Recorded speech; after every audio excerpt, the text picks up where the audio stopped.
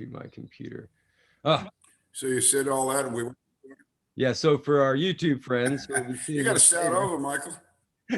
for our YouTube friends who'll be seeing this later, yes, we're still getting through the learning curve here, folks. So I apologize for all of that, but yeah, we'll be on YouTube. What we do is we take these videos from Zoom, and then we put it live on Facebook, and then we mirror it back later and take the recording and send it to YouTube. So the YouTube premiere will be about a day or so later on this.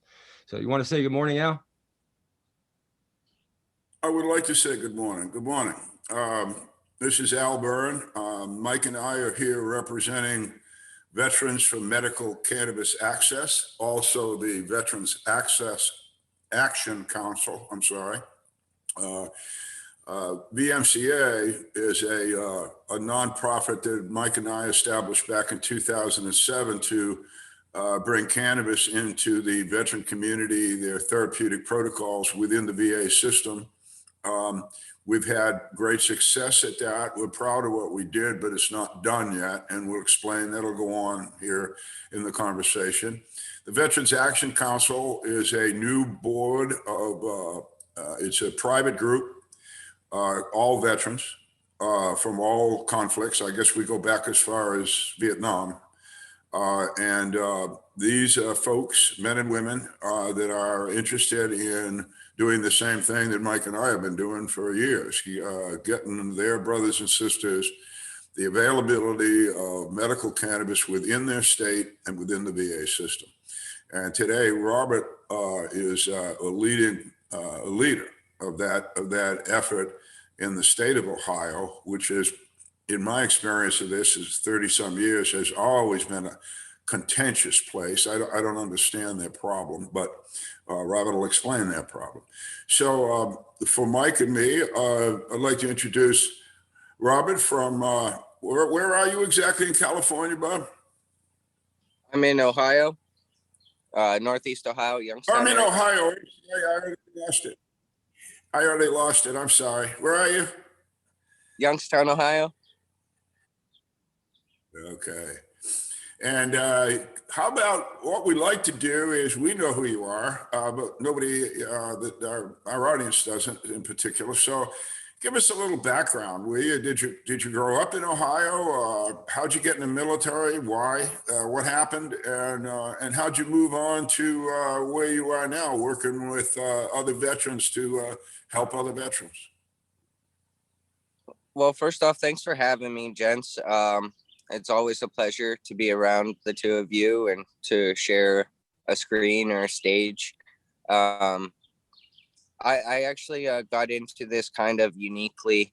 My story, I grew up as like a social butterfly, I believe is the term for it. I was the go-getter. I was the guy that liked being out front and on stage. You know, I was in performing arts and whatnot, but I grew up to listen to military stories from my grandparents. Both of my grandfathers served in the military. One in the Army, retired as a E8 Army drill instructor.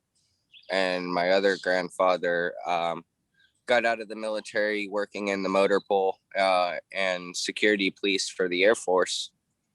And so I grew up listening and watching a lot of the old time war movies and hearing about the camaraderie and the brotherhood and that sense of purpose and feeling that both of them expressed when they expressed it to me.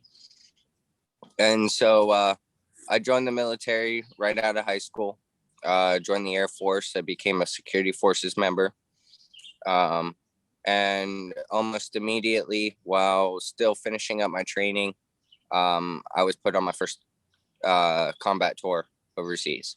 I did 2 tours to Iraq, spanning with a 6-month gap in between. I spent just shy of 2 years over in Iraq. And then from there, I came out, and within 6 months of my second deployment, I was diagnosed with PTSD while active duty. And I went through a large gambit of trying to get mental health treatment, dealing with the DOD and how they handled PTSD diagnosis, had my weapon taken away from me, had my job completely changed on me. And this was in 2010. And that was right around the time when Brian Crum was coming out with a lot of his studies in New Mexico, and media was starting to pick up on a lot of what you and Mike were doing for veterans. And so I decided I was going to try cannabis for myself. I took 2 weeks of leave. I was having a crazy time in the military. I was losing time, not remembering how I got from point A to point B. So I took this upon myself, and I finally slept for the first time, and I couldn't remember how long.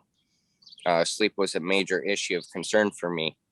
And then that sent me through a gambit of popping positive on a urinalysis in the military, going through a lot of questions, losing rank, losing pay, losing my GI benefits, have it on paperwork that I told the military I was treating my PTSD with cannabis, and there was science to back it up. It ultimately led to me receiving a general under honorable conditions discharge from the military for drug abuse, is what they deemed it for. And that sent me into the VA system, where I was put on a massive amount of medication. I topped out when I finally decided to stop taking my medication. I was on 6 different pills a day, totaling 22 pills in a 24-hour span. I was on a lot of heavy drugs. I was on upwards of 900 milligrams of gabapentin on top of pain medication, sleep medication, dream suppressant medication, and whatnot. So that's what led me into the cannabis realm. That's what really got me diving deep, is I didn't want the medications no more. And I knew cannabis was a conduit to at least me getting the sleep I needed, not understanding much else of it.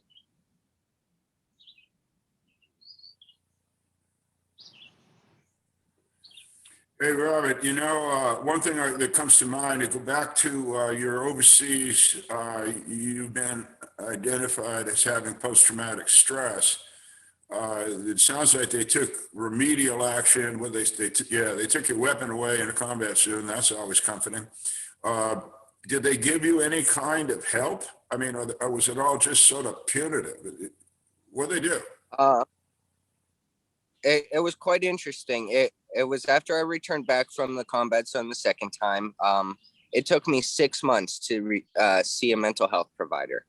A lot of people, I'm sure it was probably different for us than it was for you guys, but when we left, there's a post-deployment assessment before you leave country to come back stateside, to figure out what type of interactions you've had, to see if you're susceptible to the precursors of post-traumatic stress. I hit all those precursors, and according to guidelines from what I was told by the nurse that did this thing, I was supposed to be seen by a mental health provider within 2 weeks of returning. I fought for 6 months, got in trouble multiple times, actually had higher ups go and fight for me multiple times in the hospital to get me mental health treatment. When I finally was able to get this mental health treatment, again, my gun was already taken away. They had already put me in a back office job. I was inputting speeding tickets. So I went from patrolling the streets and guarding flight lines and planes to sitting in an office with no windows, inputting speed tickets and doing background checks. And they told me it was a raise, like an advancement moving up in the back office. It was terrible. And then the mental health doctor tried to set me up with prolonged exposure therapy right away. This was after waiting 6 months, but it was under the stipulations that they didn't have the time and they were trying to teach somebody about PTSD at the same time. So instead of having a weekly visit or a bi-weekly visit or even a monthly visit, I saw a mental health provider 4 times in a total of 6 months before I was discharged out of the service. And I was put on 3 different medications, most of which were for sleep and anxiety. I remember one time sitting in the office at work, and my first sergeant walked in. He looked at me doing my work, and he goes, "You're still awake?" I go, "Yeah, I'm at work, Sergeant." And he goes, "Well, I know the medication you're on. I wasn't expecting you to be able to function on that." And this came straight from my first sergeant. So that told me everything I needed to know, that the medication they were providing me and how they were treating me was not making me, 1, an effective person, or 2, an effective airman. Yeah, you got some hard lessons there. And so just to clarify, the doctors that you were sent to see, when they saw you, when you finally got in front of a medical doctor, the medical doctor took action to see that you had some sort of future medical care. And I assume this was an Air Force officer? Yes, sir. Okay, so the doc says, get this guy some help. So who failed you next? That would be my command, I would say. My command immediately took punitive action on me. The moment I popped hot on a urine, I was hazed. I was told to sweep up gravel out of a gravel driveway for 8 hours. Type stupid stuff. I was pushed aside, made fun of constantly throughout my command center. Then just before I got put up and was getting ready to get discharged. Now, my discharge for positive urinalysis took 6 months. After popping hot on this urinalysis, they removed my rank, removed my pay, put me in our supply bay, and I spent 6 months working in our supply bay, waiting for some decision to come through as to what type of discharge I was getting or if I was getting discharged. My first sergeant approached me two months before my paperwork came down from the command. I was discharged finally in January of 2011. So this was November, maybe just before November of 2010. My first sergeant approached me and asked me if I wanted to stay in. He told me that he could make my drug problem go away to where it wouldn't affect anything and I could just continue on my career at that command. And by this time, the command had already showed me everything I needed to see, that the command didn't have my back. They didn't have my best interests or my health care at heart. And so I ultimately made the decision that you go ahead and follow through with your decision as to if you're going to discharge me, but know that I'm not going to let it stand as you discharge me. And that's what they did. They went through with their discharge. My command put forth the paperwork, took everything away from me but the VA healthcare that I was allotted to because of my diagnosis. I spoke to the individual about that filled out my discharge paperwork about 6 years ago. And the very first thing they said to me was, "I'm sorry that command failed you so much. It hurt me to have to fill out this paperwork to have you kicked out of the service."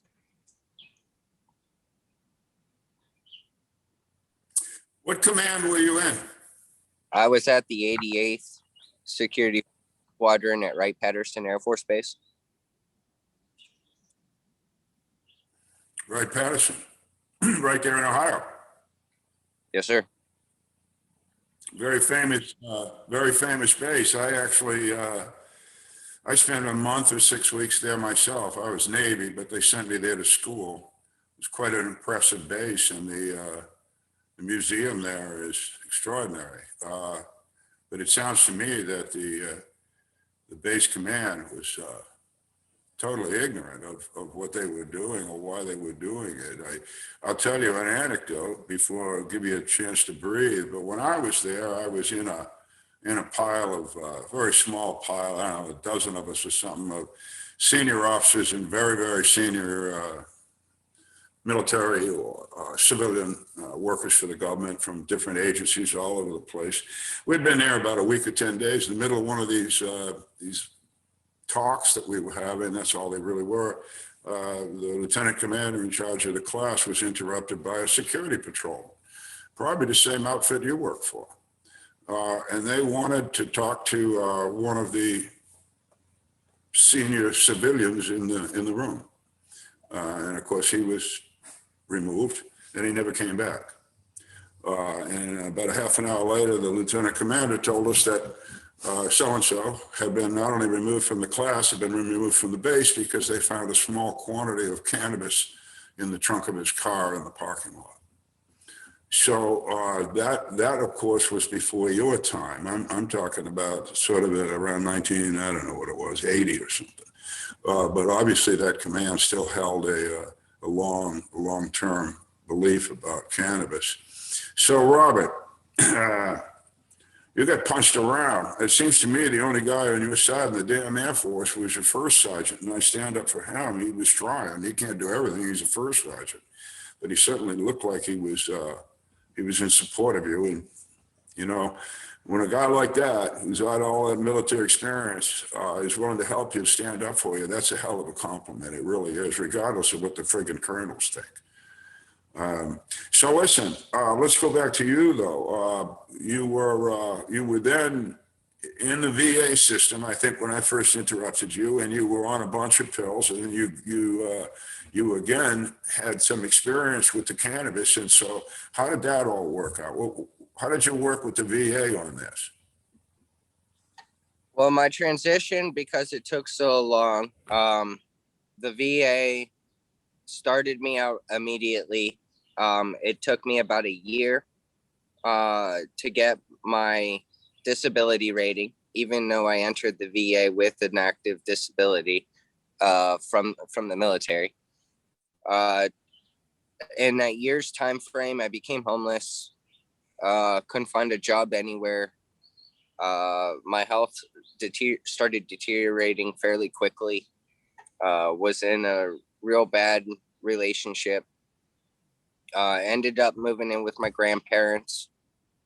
From there, once I finally got my VA check that backdated me the year, told me I got my disability, I packed up everything I had and I headed out west to a legal cannabis market.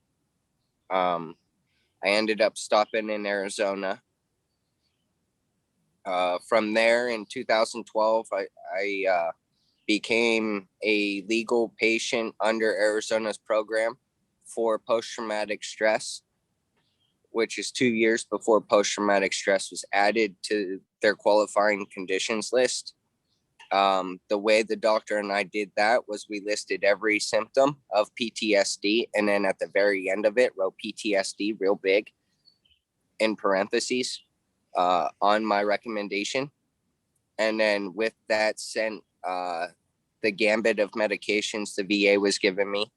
I saved all of my bottles. I still to this day have every bottle that was given to me from active military on.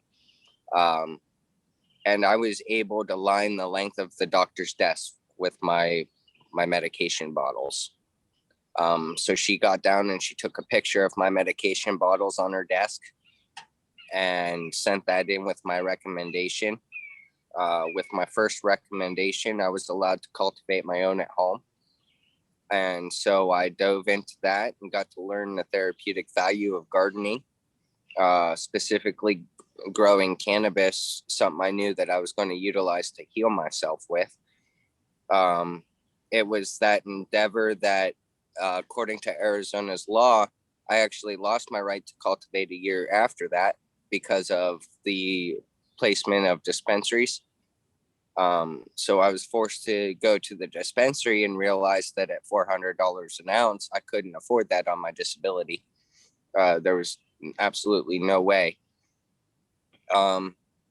So I had talked to the owners of this company, and the owners of this company worked with the system, found out that it was legal. There was nothing preventing me from volunteering for their company to pay for my product. And so I started working at a large scale cultivation on a volunteer basis, and per my time provided, they provided me my month's supply according to the law. And that at that time is when I decided I was no longer going to take my medication at all. I quit cold turkey. This is where the story kind of gets interesting because, again, I'm going through the VA system. I quit taking all of their medication. I'm now volunteering my time at a large scale cultivation farm. And my usage of cannabis is sitting at about 5 ounces a month at this time. The VA refused to talk to me about my cannabis usage. They refused to even look at me. I was turned away from doctors. I got in so many arguments with doctors. I actually had one doctor in the Vegas VA system fired with the way she talked to me, because I found out that if she was talking to me that way, she was talking to others that way. And I didn't like that.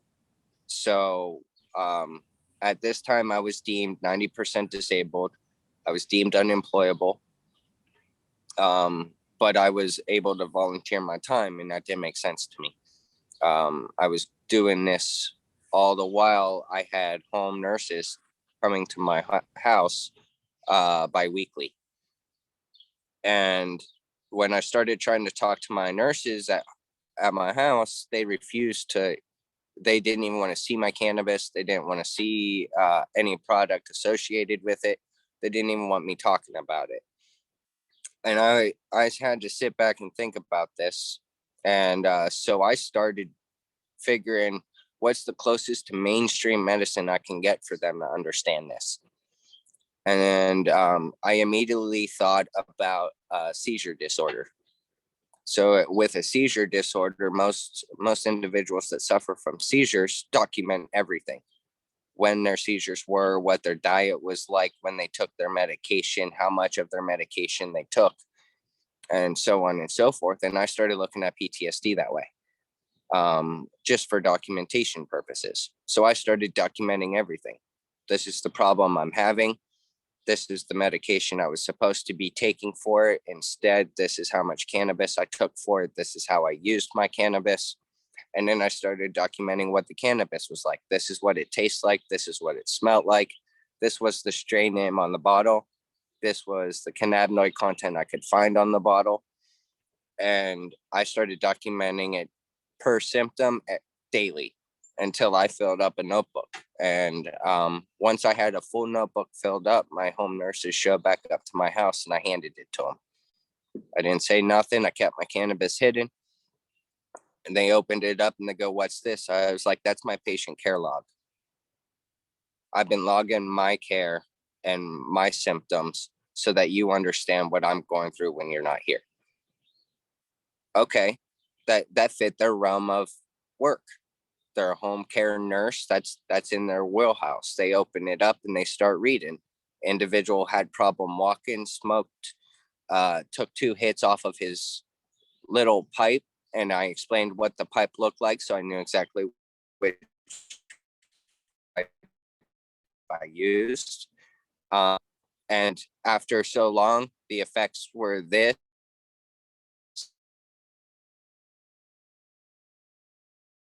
laid it out.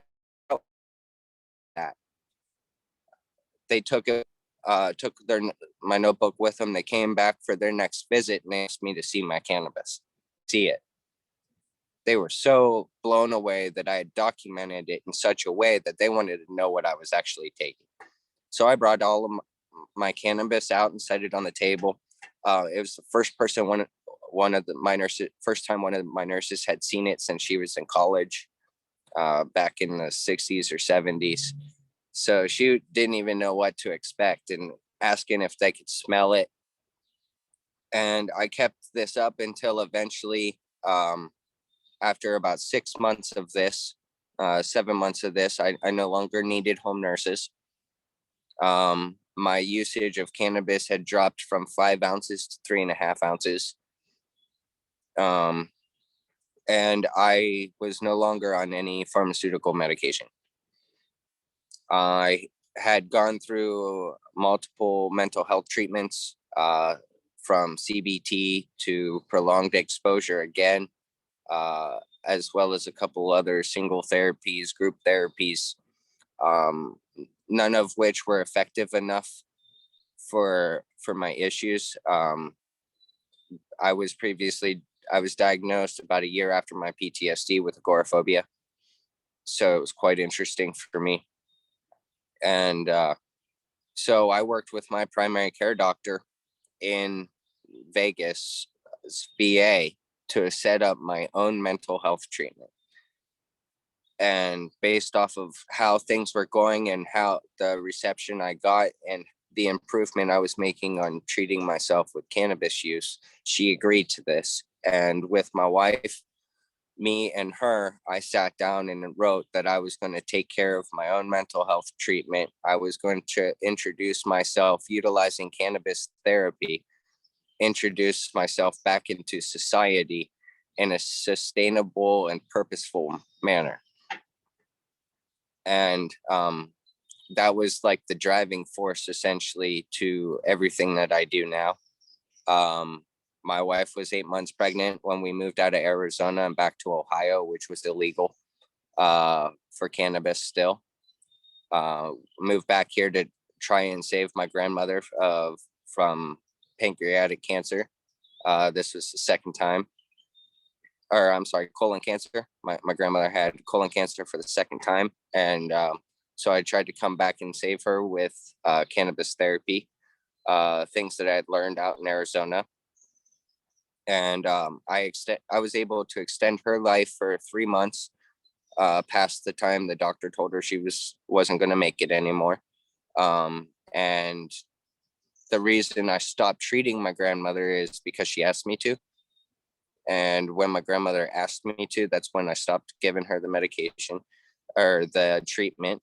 And she passed away 2 days later. And that's when I started looking at cannabis as an end of life care mechanism too.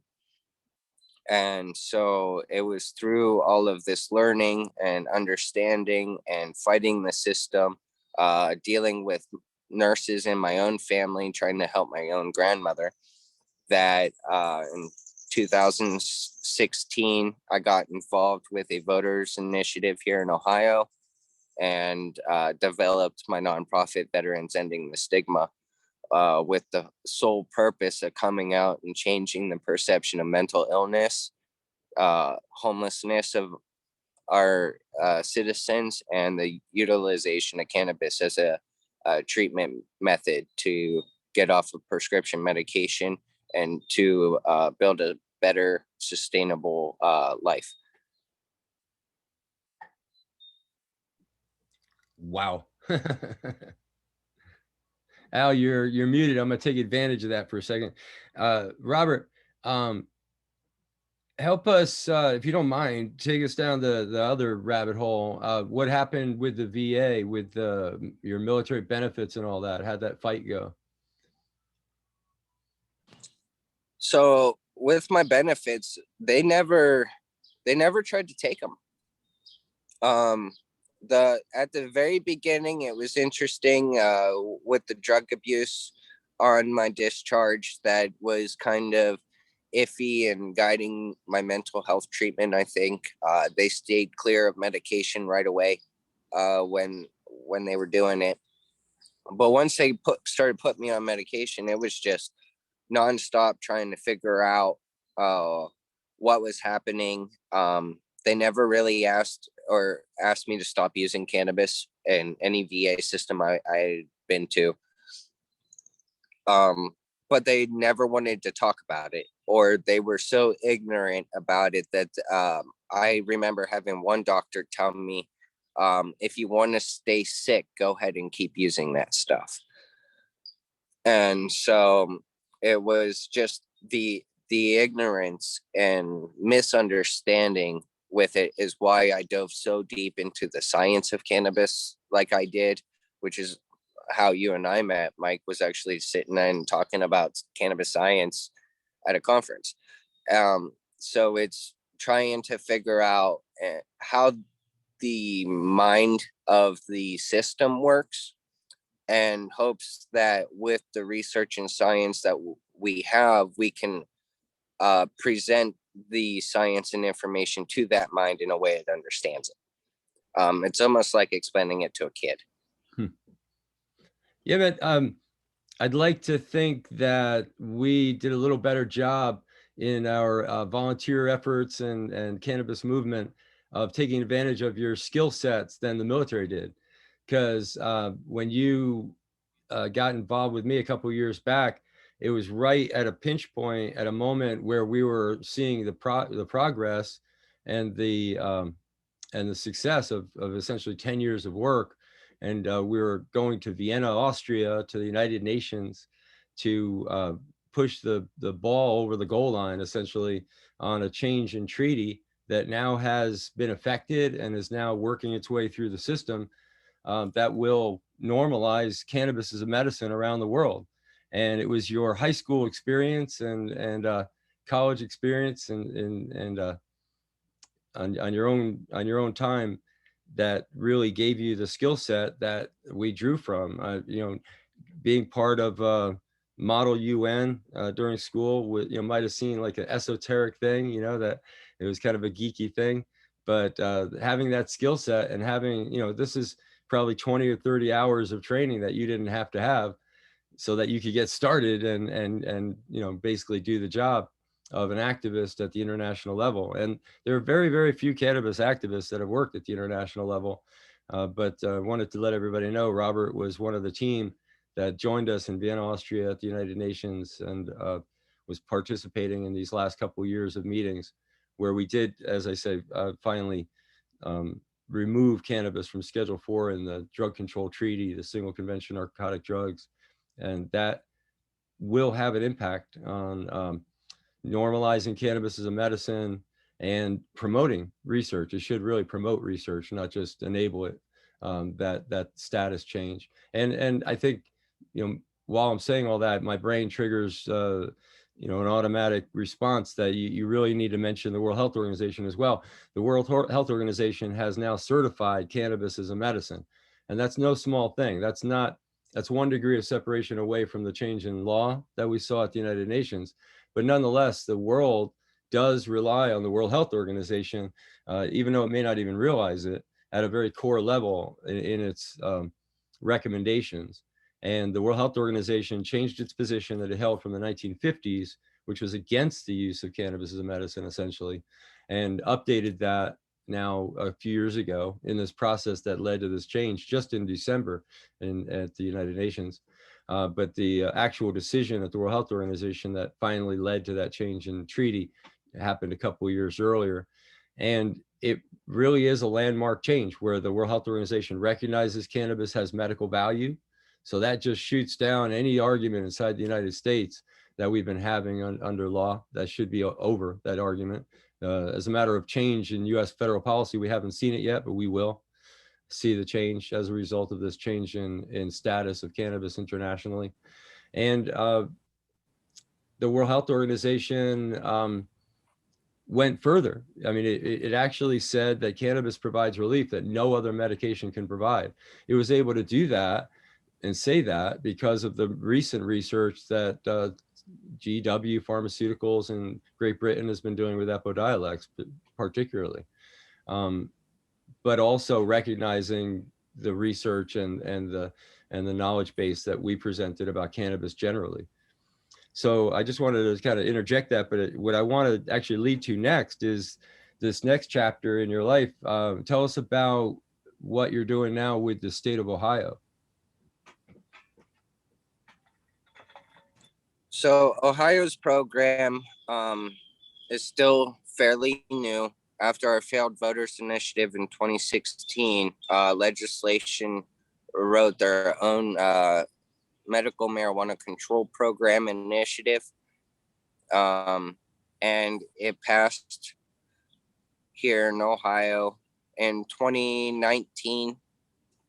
Our program became effect, and within our bill, they created an advisory board. On this advisory board, there were requirements as far as doctors, pharmacists, representative of the sheriff's department, caregivers, and patients.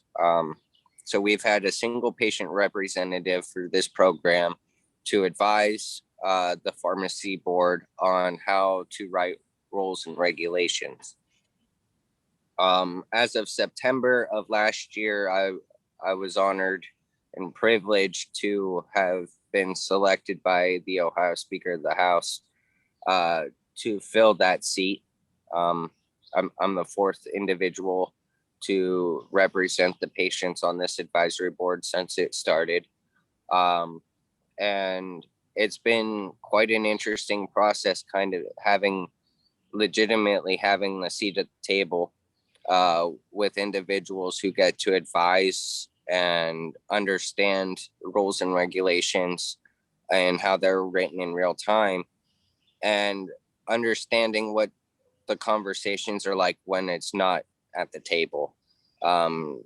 Trying to get the feel of understanding of where each department lies in their understanding of the cannabis plant itself, as well as understanding the regulatory system as how the laws are written and the process in which laws need to be written in. And I've learned a lot in my short time on this board so far.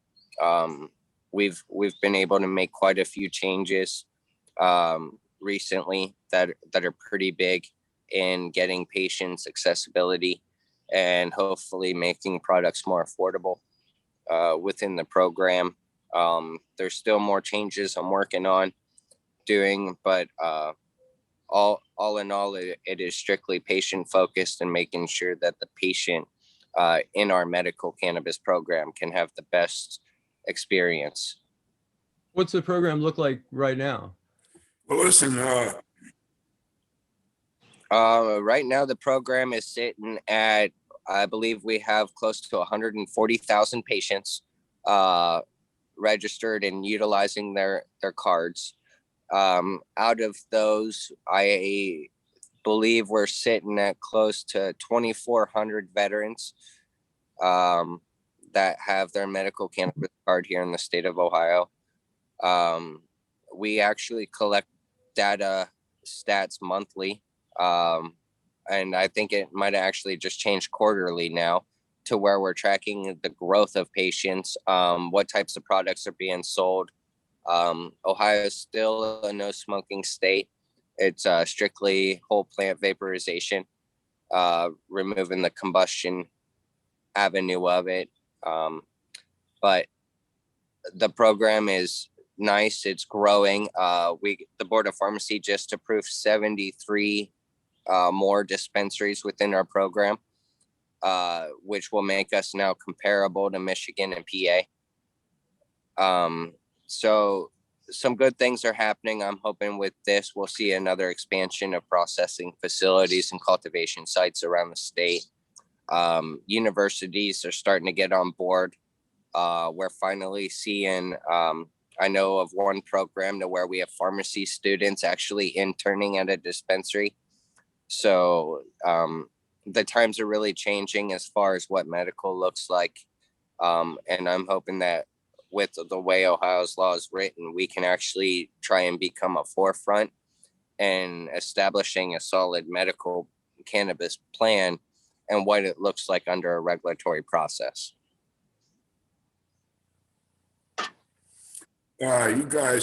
You have really done well, Robert. Amazing story.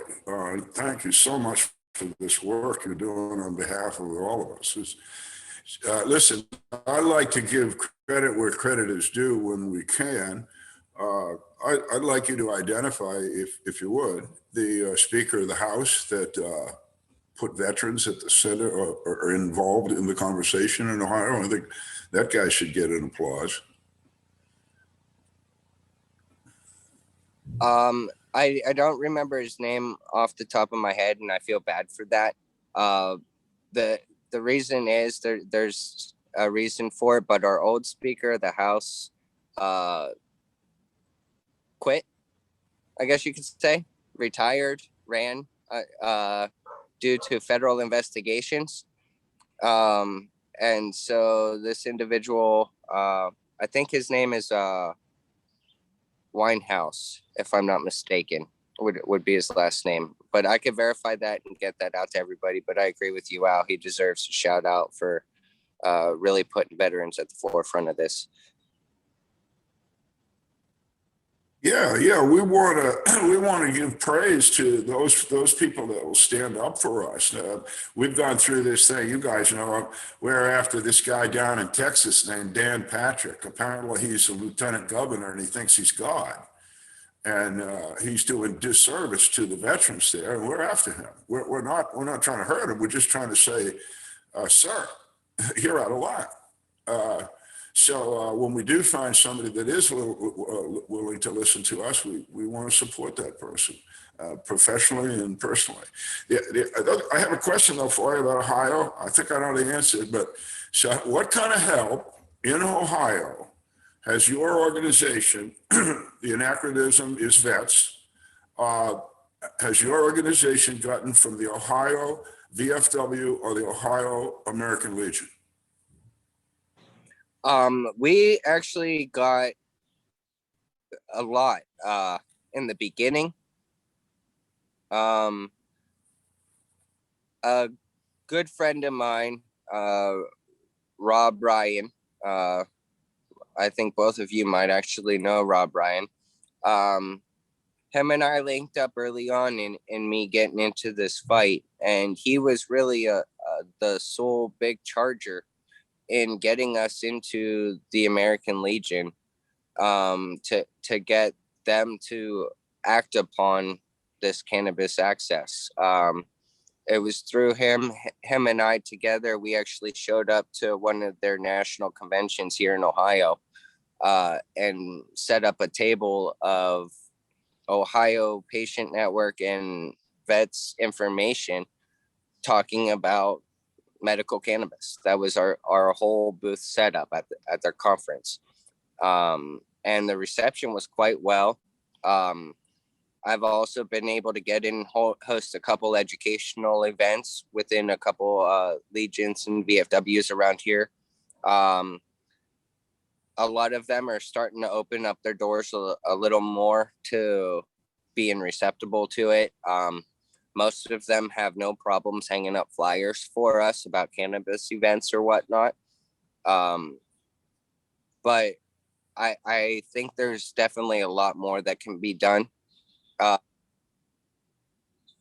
especially with the way the parameters in Ohio are set, and with how extensive the VA system is here, being almost ground zero for the VA system in general. A lot of people don't know that, but in Dayton, Abraham Lincoln was actually the first one to open up our VA system in Dayton, Ohio, for soldiers. And then it slowly evolved, and that campus has evolved to a modern VA system patient center now. So there's a lot of history here around that. And I think veterans will constantly be leading the way and fighting for reform, especially reform for healthcare within our VA system. or for a more healthy practice within medicine. And so they've done quite a bit. They've been receptive again in helping us spread education, but I still think there's a lot more that can be done, especially locally. Yeah, well, that's good news, though. I mean, you've said good things about the American Legion and the VFW, and you should, because they should be on our team big time. And I do know that my experience with these guys has been that their rank and file, if you will, is fine with us and wants us to succeed. The old timers are not on board. And I mean the old timers. And I don't know what their problem is, but it's a group, at least nationally, we have not yet convinced that we know what we're doing, even though they theoretically are part of us. But it's nice to know Ohio is at least involved. And to speak to Rob Ryan, I know Michael said the same thing. Rob's an Army veteran, and he has been with this issue from the get-go. He's a great guy, smart guy, and I'm glad you brought him up because he deserves credit too. One more question. Who isn't helping you in Ohio? Who's the bad guy, the bad group, whatever? Who's in the way in Ohio from rational decision here? We got two that I could probably call out and pinpoint are the strongest. Right now would be our governor, Mike DeWine. He has been strong opponent of this since the get-go. The man, when he was our lieutenant governor, set up a initiative to go against voter initiatives just to prevent cannabis from going through. So dealing with this individual with the mindset he has is definitely, I guess, public enemy number one for the cannabis movement here in Ohio. And then public enemy number two in that essence would probably be the Cleveland Clinic. The Cleveland Clinic, one of the largest medical facilities, research facilities in the country, still taking a strong stance against medical cannabis and utilizing it, researching it. We came close one time, I think, to getting them involved, and then of course state politics screwed it up, and I have yet to see them come out or release anything in favor or be willing to even have the conversation about. I think until we see some type of federal paperwork change, then at that point, I think the Cleveland Clinic, we're going to see them do a complete 180 overnight. I think it's kind of like sitting back in the dark and waiting for someone to turn the light on. And once you turn the light on, then they're going to come out and be like, okay, we support this. But, fight as someone that fights the stigma of this, I think that's just perpetuating more stigma. And that's why I would call them out as probably public enemy number two. Has the governor, either as lieutenant governor or governor, ever expressed his reasons why he will not support medical cannabis? I have not gotten those reasons. As far as anything that's logical or sustainable outside of their own belief system. Yeah. How about the Cleveland Clinic itself? Have they, you say they don't say anything positive. I assume they're not saying anything at all.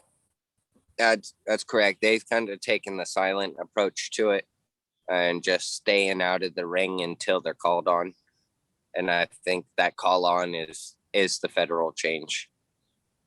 Let me tell you a little story, Rob. Michael was here with me when this all went down, but years ago, Patients at a Time was holding a conference at the University of Arizona, which you have brought up. And at the time, Arizona had a positive cannabis law. So we went down there and we got the nursing school and the medical school at the University in Tucson to sign on as our sponsors, as well as Dr. Weil, Andy Weil's Institute for integrative medicine, who was, it turned out to be a very helpful, instrumental friend.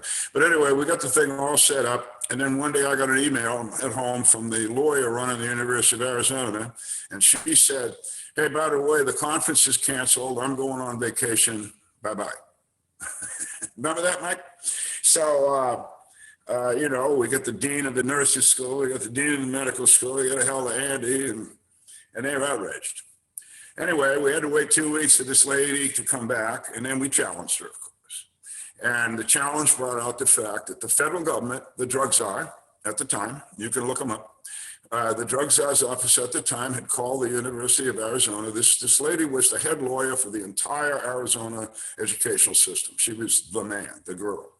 And they told her that if she allowed that conference to happen, an accredited conference on education at her university, the federal government would withdraw every single nickel from any grant given to the University Arizona system. And this woman believed them.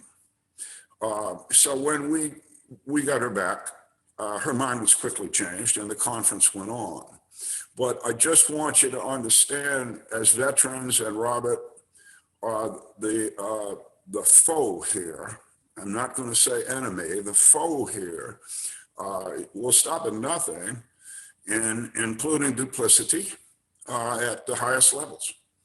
So, you know, it doesn't surprise me that a governor or a Cleveland Clinic would be also have been faced in the past with some sort of duplicity that would put them into their tortoiseshell that we see today.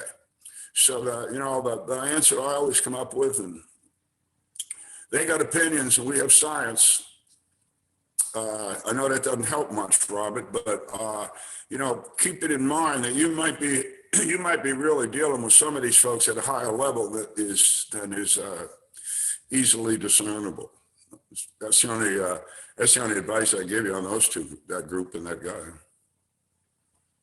So normally now I would give you kind of an open-ended question about the future, but I want to make a note that Robert has been working with me and many others at the core of this Veterans Action Council. It's somewhat of a roundtable gathering of the veterans individually, the veterans service organizations, veterans family and loved ones that are interested in furthering the goals of the veterans. All together, you know, each veteran representing an organization, each veteran representing themselves, all having, you know, kind of their seat at this table. It's been a lot of fun, and it's something that's kind of grown out of, I think, COVID mostly. You know, we started a lot of different check-ins using Zoom, and this became a pretty comfortable platform for us to get together. And we realized, I think, rather quickly how much we could do when we bring everybody together on one page. It's not every day that we find one page to work on, but the future is certainly one of those pages. And we've been trying to figure out, you know, how to move forward. And it's interesting, you know, rescheduling or change in federal schedule that will likely come from a change in treaty like we have. That's an executive branch thing because of the fact that the executive branch handles the treaties, and because the executive branch, the Attorney General specifically, has been given the authority to handle scheduling under the Controlled Substances Act pursuant to the treaty. So that's all executive branch stuff. And I don't really expect scheduling to really directly facilitate our products that are in the market now in good dispensaries like in Ohio and others to really give them a leg up. I don't really see that really helping, or I mean, it's certainly going to help, you know, it's not going to hurt, and it's certainly going to help, but it's not, I don't see it really directly creating a channel, you know, for FDA approval or anything. I mean, it's nothing special is going to happen. No magic wand is going to hit these products in the dispensary and all of a sudden they're going to be able to be sold in the pharmacy. We're still going to have this same state level system, and these state level systems, I think, are facing an uphill battle themselves up against adult regulated access, where adult regulated access, regulated control, ending prohibition, if you will, is somewhat of an overriding priority when you look at the numbers, when you look at the numbers of people that are affected by legalization, let's say, use the word legalization, you're looking at orders of magnitude more people than the number of people that take advantage of medical cannabis programs. The numbers just, don't equate. So in many states, the legalization of marijuana has supplanted and even gotten in the way of or even eliminated medicinal programs.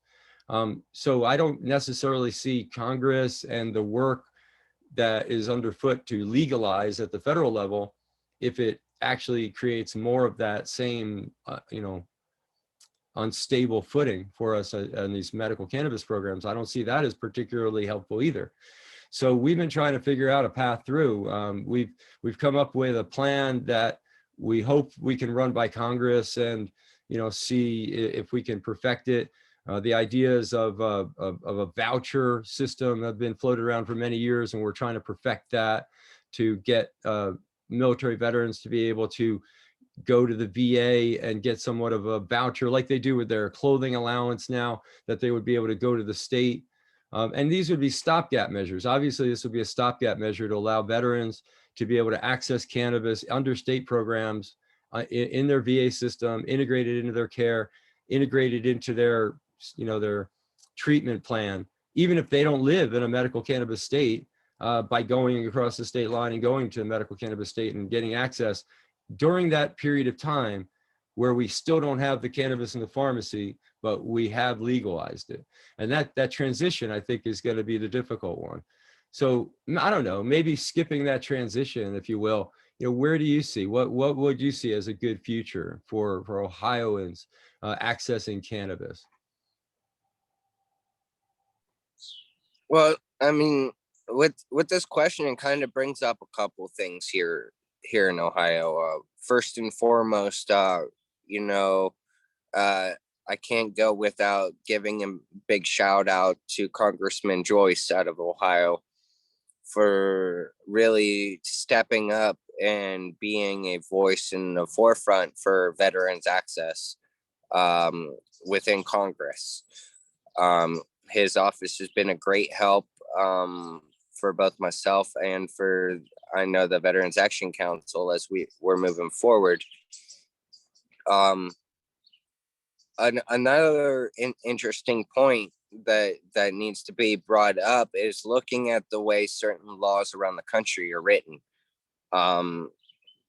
Ohio specifically were written legislatively, and looking at legislative issue changes and comparing what state does as it pertains to federal change and regulation. Ohio specifically, under our CSA, our Controlled Substances Act, our CSA changes with federal change, like almost immediately. And it's written that way within our law and within our Constitution. So that brings up the interesting avenue of, during that transitional phase, what happens to states like mine, where federal all of a sudden goes no longer a 1, where it's either removed or it's a 3, 4, or 5. And Ohio, according to their law, overnight pretty much has to do the same thing. Well, the system is not set up in place for change or that type of regulatory process. And I think that's where education comes into play. I think modern education within the universities and, diving deeper into agricultural issues, I think that's where you fix the transition. If we can get ahead of that transition now and start implementing the science and the education amongst the doctors, the farmers, the politicians, the lawmakers, the attorneys, and getting them actually integrated within our culture to understand cannabis. It's the science behind cannabis, the medicinal properties of cannabis. I think that would fix that transitional gap that that is inevitably we're probably going to see because education has kept itself out of it. Michael, he sounds like me 30 years ago. I love it. I do too. Robert, you're right on the money, guy. I'll tell you another little story. There's an MD out there that took upon himself, David Allen is his name. Michael knows David too. David took upon himself, here we go, Al. I'd say around 2010, maybe 2012. Anyway, he took upon himself to do a survey of all the medical schools in the United States. At the time, there were 157 of them, my brain remembers. And David found out at the time that not one of these medical schools in the United States, not one, had a single course on any kind of therapeutic cannabis use or the endocannabinoid system, which had been discovered in 1988, 12 years earlier. None of them. And he presented that at one of the conferences. Good for David. But the point is, as Robert pointed out earlier, now, at least in Ohio, somebody's in the pharmacy students got them in there learning how to grow it and what it is. I would like to compliment, there's a college in Philadelphia, Temple University, and one of their students, Juan Marco, I might be pronouncing that wrong, went back, a PhD candidate, now a PhD, went back to Temple and said, hey, I know all this stuff about cannabis and you guys ought to have a course on it. And they do. They was first in the country, Temple University in Philadelphia. And then the first nursing school, none of the nursing schools taught this either. First nursing school in the country that began a course on the endocannabinoid system and the use of therapeutic cannabis was University of Washington Nursing School. So now there's not enough. Robert's on, not nearly enough. And the knowledge within the medical community is scarce to none. That's their failing. They know better. They know that there's 27 countries that have cannabis in their pharmacopoeia, and that's not a mistake, but it is a mistake for the nursing community, pharmacy community, medical community of the United States to procrastinate, delay, obfuscate, do anything that precludes knowledge, as Robert has said, to pass on to the professionals of the future and the professionals of today. So, Robert, I encourage what you're doing with the education and your veteran leadership is exemplary, man. That first sergeant was right. The Air Force lost a hell of a good trooper. Thanks, Al. I appreciate that. So anything else you want to kind of leave us with, website addresses or any kind of last thoughts you want to share with folks this beautiful sunny Sunday? Webpage. Yeah, website, veteransendingthestigma.org, and also check out veteransactioncouncil.com. As well as, I guess, keep talking about it, keep spreading the message. Word of mouth is our best marketing tool. It's going to be the best thing we have to really keep the ball rolling in the right direction and hopefully changing laws.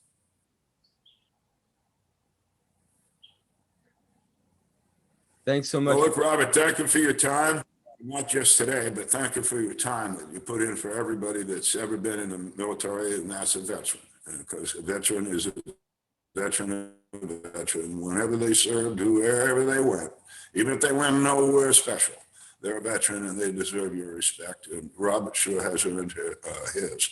So if you're in Ohio, you've just learned a lot about what's going on up there and how you can change it. If you're a veteran in Ohio, it's easy enough to get a hold of veterans.org. I mean, vet.s.org, and you can get there. If you don't know that, go VAC, VAC, or VMCA. You'll hit something, and you can get a hold of Robert, and you can help him We're all volunteers, by the way. Nobody's making any money here. It's not the point. The point is to help those that have helped us in the past. And so, Robert, again, thanks for coming. Well, of course, we're all going to work together into the future. It's not like we're saying goodbye or anything, but we really do appreciate you coming on and being so honest with us, and all the other vets in the country. And I'm sure you'll inspire. I'm sure you'll inspire. So thanks again. Thanks for coming on, Robert. This has been our fourth meeting. We did, I don't know how many episodes that we did podcasts with the Casper Leach, with the hemp radio network he had set up over there. Those are on Spreaker and iCloud and all those places you can find iPod. I can't even say it right. My brain is not queuing on these words. But anyway, I wanted to extend an apology for those that were trying, that are viewing this video now and we're trying to log on Facebook. I placed this live on Facebook on our group instead of our page. This is an experiment, I guess. The fourth show we actually rolled out on time, but putting it out on the group instead of the page was a mistake. So sorry about that for those who were trying to log in on the page, and I put it on the group. So this is still learning curve stuff for us, but at least we got it in the can. And I really appreciate you coming on and hanging out with us, Robert. This is really an opportunity that we're trying to create for vets to just speak their mind, have an open platform, not have the mic taken away from you. You can speak, as long as you want, or as long as you need to get the thoughts out and to work these things through. And hopefully we'll be a sort of a time capsule for you and for us and for everybody as to what we're going through here. And I think it's invaluable. I've really appreciated being able to hang out with you for an hour this Sunday. And for Veterans for Medical Cannabis Access, Mike Krawitz and Al Byrne, and our guest, Robert Kowalski, I'm going to go ahead and log off of Facebook and end the recording. And thank you so much for your attention, everybody.